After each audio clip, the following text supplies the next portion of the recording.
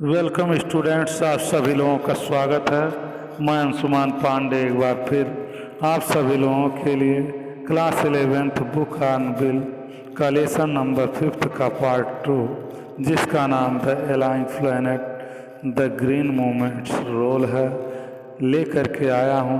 आप सभी लोगों को पार्ट फर्स्ट में पैराग्राफ फर्स्ट से लेकर 4th तक पढ़ाया जा चुका है, जिसका वीडियो पहले ही लोड किया जा चुका है। आज आप सभी लोगों को पैराग्राफ नंबर 5 लेकर के आया हूं और आइए सीधा चलते हैं अपने पैराग्राफ नंबर 5 के ऊपर। ध्यान दीजिए। In the zoo at Lusaka Zambia there is a cage where the notice reads the world's most dangerous animal. Inside the cage there is no animal but a mirror where you see yourself। तो ध्यान दीजिए, Zambia के Lusaka चिड़िया घर में, in the zoo at Lusaka Zambia यानी कि Zambia के लुसाका चिड़िया घर में, देयर इज ए केज एक पिंजरा है, वेयर द नोटिस रीड्स जहाँ पर लिखा है, नोटिस रीड्स का मतलब लिखा है, जहाँ पर लिखा है the world's most dangerous animal. ये बात double inverted comma single inverted comma के भीतर है। तो क्या लिखा? विश्व का सर्वाधिक खतरनाक पशु, the world's most dangerous animal, विश्व का सबसे खतरनाक जानवर पशु। Inside the cage there is no animal but a mirror. पिंजरे के अंदर केवल एक क्या है? केवल एक दर्पण है। Where you see yourself, जहाँ पर आप अपने आप को देख सकते हैं। Thanks to the efforts of number of agencies in different countries a new awareness has now dawned upon the most dangerous animal in the world। तो ध्यान दीजिए, विभिन्न देशों में अनेक अभिकरणों की कृपा से विश्व के इस सर्वाधिक खतरनाक पशु में अब क्या आ गई है? नई चेतना उजागर हो गई है। Thanks to the efforts of a number of agencies, उन सभी अनेक देशों के अभिकरणों को क्या दिया जा रहा है? धन्यवाद दिया जा रहा है, यानी कि उनकी कृपा से क्या आ चुकी है? एक नई चेतना आ चुकी है। Now dawned upon the most dangerous animal in the world, यानी कि संसार के सबसे खतरनाक पशु के भीतर एक नई चेतना उजागर हो चुकी है। He has realized the wisdom of shifting from a system based on domination to one based on partnership। He has realized, वह समझ गया है, the wisdom of shifting from A system based on domination, की बुद्धिमत्ता प्रभुत्व जमाने पर आधारित प्रणाली से हटकर किस पर है? To one based on partnership, यानी कि भागीदारी पर आधारित प्रणाली अपनाने में है। बेस्ड ऑन पार्टनरशिप मीन्स भागीदारी अपनाने के प्रणाली के ऊपर आधारित है, यानी कि उसे अपनाने में है। प्रभुत्व जमाने वाली प्रणाली को छोड़कर किस पर? भागीदारी जमाने वाली प्रणाली पर आधारित होनी चाहिए। ये जो सबसे खतरनाक प्राणी है विश्व का, वह इस बात को समझ चुका है। इसी प्रकार से ये पैराग्राफ नंबर 5 समाप्त हुआ। आप सीधा चलिए, आप सभी लोग पैराग्राफ नंबर 6 के ऊपर। Scientist have catalogued about 1.4 million living species with which mankind shares the earth। वैज्ञानिकों ने लगभग 14 लाख जीवित प्रजातियों की सूची तैयार की है। साइंटिस्ट हैव कैटलॉग्ड मीन्स वैज्ञानिकों ने सूची तैयार किया है। अबाउट 1.4 मिलियन मीन्स लगभग 14 लाख लिविंग स्पीसीज में जीवित प्रजातियों की, with which Mankind shares on the shares the earth, जिनके साथ मनुष्य क्या करता है, इस पृथ्वी का भोग भोगता है, यानी पृथ्वी पर रहता है। Estimates vary widely as regards the still uncatalogued living species. Biologist reckon that about 3 to 100 million of other living species still linguist unnamed in ignominious darkness। तो ध्यान दीजिए, उन सूचित पशुओं की संख्या के अनुमानों में भारी विषमता है, यानी कि जो यह सूची तैयार की गई है उसमें और पशुओं की जो संख्या है उसमें बहुत बड़ी क्या है, अनुमान लगाया जाता है कि बहुत काफ़ी विषमता है, यानी कि जो लिविंग स्पीसीज है, जो जीव जंतु हैं, इस सूची से बहुत काफ़ी क्या है, अंतर है। बायोलॉजिस्ट रिकन दैट, यानी कि जो ये जीव शास्त्री हैं, यानी कि जीव विज्ञान के शास्त्री लोग हैं, रिकन मीन्स अनुमान व व्यक्त करते हैं, दैट की अबाउट 3 to 100 मिलियन, यानी कि 30 लाख से 1 अरब तक क्या चीज़, other living species still linguist unnamed, यानी कि 1 अरब तक ऐसी प्रजातियां हैं जो अप्यांश के अंधेरे में क्या हैं, आइग्नो माइनस डार्कनेस मीन्स अंधकार के अंधेरे में तड़प रहे हैं, अप्यांश के अंधेरे में तड़प रही हैं, भटक रही हैं, यानी कि 30 लाख से लेकर के 1 अरब तक ऐसे जीव हैं जिनको अभी कोई नाम ही नहीं दिया गया है, जिनका कोई खोज ही नहीं किया गया है। इस प्रकार से पैराग्राफ नंबर 6 भी समाप्त हुआ। अब सीधा चलिए पैराग्राफ नंबर 7 पर ध्यान दीजिएगा। One of the early international commission which dealt inter Alia with the question of ecology and environment was the Brent commission which had a distinguished Indian as one of its members, mister LK. Jha. ध्यान दीजिए, Brent आयोग, क्या लिखा हुआ है, Brent commission, यानी कि Brent आयोग जिसमें प्रसिद्ध भारतीय मिस्टर एल.के. झा भी क्या थे, सदस्य थे। Mister LK. झा क्या थे, as one of its member, यानी कि इसके क्या थे, सदस्य थे। इंडिस्टिंग्विश्ड इंडियन में से अभिन्न भारत के, यह भी क्या थे, एक सदस्य थे। उन प्रारंभिक आयोगों में से था जिसमें अन्य बातों के अतिरिक्त इकोलॉजी व पर्यावरण के प्रश्नों पर विचार किया गया। अर्ली इंटरनेशनल कमीशन, यानी कि उन प्रारंभिक अंतर्राष्ट्रीय विचारों पर क्या किया गया, यानी कि उसके प्रश्नों के ऊपर विचार किया, प्रश्नों के ऊपर, किसके अतिरिक्त इकोलॉजी व पर्यावरण के प्रश्नों के ऊपर विचार किया गया। तो आगे देखिए, the first Brandt report raised the question, the first Brandt report raise the question.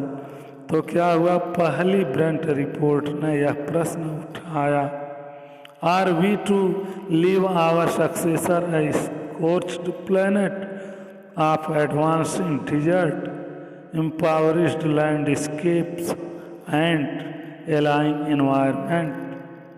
क्या प्रश्न उठाया गया, क्या हम अपने उत्तराधिकारियों के लिए, are we to leave our successor, यानी कि क्या हम अपने उत्तराधिकारियों के लिए छोड़ने जा रहे हैं, क्या चीज़, बढ़ते हुए मरुस्थल को, एडवांसिंग डिजर्ट्स मीन्स बढ़ते हुए मरुस्थल को, एम्पावरिश्ड लैंडस्केप घटिया क्षेत्र को, एंड एलाइंग एनवायरनमेंट मीन्स और किसको, और रोगी पर्यावरण को। जिसमें क्या है, यह जला हुआ ग्रह है। स्कोर्च्ड प्लैनेट मीन्स इस जले हुए ग्रह के बढ़ते हुए मरुस्थल को, घटिया क्षेत्र को और रोगी पर्यावरण को क्या हम अपने उत्तराधिकारियों के लिए छोड़ने जा रहे हैं? यह प्रश्न कहाँ पे उठाया गया? प्रारंभिक बेंट रिपोर्ट में उठाया गया। आइए अब चलें सीधा हम सभी लोग पैराग्राफ नंबर 8 पे। पैराग्राफ नंबर 7 भी यहाँ पे समाप्त हो गया है। Mr Lester R Brown in his thoughtful book The Global Economic Prospect points out that the Earth's principal biological system are four: fisheries, forests, grasslands and croplands, and they form the foundation of the global economic system. अपनी विचारशील पुस्तक यानी कि thoughtful book में अपनी विचारशील पुस्तक जिसका नाम क्या था, द ग्लोबल इकोनॉमिक प्रॉस्पेक्ट में मिस्टर लेस्टर आर ब्राउन ने पृथ्वी को 4 मुख्य जैव प्रणालियों की ओर ध्यान दिलाया। यानी कि इस पृथ्वी के 4 मुख्य जैव प्रणालियों की ओर, बायोलॉजिकल सिस्टम मीन्स जैव प्रणाली यानी कि जीवन प्रणाली की ओर ध्यान दिलाए, निर्देश किए, संकेत किए। ये 4 क्या हैं? फिशरीज मछली पकड़ना, फॉरेस्ट वन है, ग्रासलैंड घास के मैदान तथा एंड क्रॉपलैंड्स में से और फसल की धरती है। And they form the foundation of the global economic system, तथा ये विश्वव्यापी अर्थव्यवस्था के आधार हैं। They are form the foundation of the global economic system. ये क्या है? विश्वव्यापी ग्लोबल इकोनॉमिक में सिस्टम, विश्वव्यापी अर्थव्यवस्था के ये आधार हैं।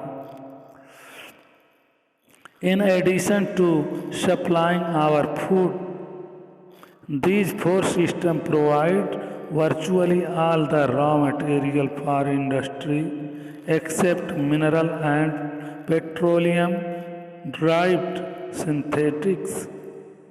तो ध्यान दीजिए, हमारे भोजन के अतिरिक्त ये 4 प्रणालियाँ हमारे उद्योगों के लिए लगभग सभी पदार्थों की पूर्ति करती हैं सिवाय खनिजों के व पेट्रोल से बने कृत्रिम पदार्थ के। संसार के बड़े भागों में मनुष्य के इन प्रणालियों पर क्या करती हैं? डिराइव्ड सिंथेटिक्स यानी कि except mineral and petroleum derived system in large areas of the world. Human claims on these system are reaching an unsustainable level, a point where their productivity is being impaired. तो ध्यान दीजिए, सिवाय खनिजों के व petrol से बने कृत्रिम पदार्थों के, तो पेट्रोल के बने कृत्रिम पदार्थ पेट्रोलियम डिराइव्ड सिंथेटिक्स के संसार के बड़े भागों में मनुष्य के इस प्रणालियों पर यानी कि in large area of the world माने संसार के बड़े भागों में, एरियाज में से बड़े भाग में, human claims on these system are reaching an unsustainable level. यानी मनुष्य इन प्रणालियों पर नियंत्रण के कारण में प्रणालियाँ अस्थायी रखने योग्य नहीं रही हैं, अस्थायी रखने योग्य नहीं रही हैं। अनसस्टेनेबल लेवल में अस्थायी रखने योग्य नहीं रही हैं। A point where this productivity is being impaired, ऐसे बिंदु पर जहाँ उनकी पैदावार छीण हो रही है। इम्पेयर्ड में छीण हो रही है क्या चीज़? प्रोडक्टिविटी मीन्स उनकी पैदावार इज बीइंग इम्पेयर्ड में छीण हो रही है। व्हेन दिस हैपेंस, जब ऐसा होता है, fisheries collapse, forest disappear, grasslands are converted into barren wastelands and croplands deteriorate. जब ऐसा होता है तो मछली उद्योग समाप्त हो जाता है। फिशरीज कोलैप्स मीन्स मछली उद्योग समाप्त हो जाता है। फॉरेस्ट डिसअपीयर, वन लुप्त हो जाते हैं। Grassland are converted into the barren wasteland, और घास के मैदान बंजर भूमि में बदल जाते हैं। और क्या होता है? एंड क्रॉपलैंड्स डिटेरियोरेट, और वह फसल जो है, फसल की जो ज़मीन है वह डिटेरियोरेट में क्षीण हो जाती है। In a protein conscious and protein hungry world, overfishing is common everyday. तो आगे क्या कहते हैं? प्रोटीन सचेत व प्रोटीन हीन संसार में उचित मात्रा में अधिक मछलियां पकड़ना प्रतिदिन सामान्य होता जा रहा है। क्या कहा जा रहा है? ध्यान दीजिए आप सभी लोग।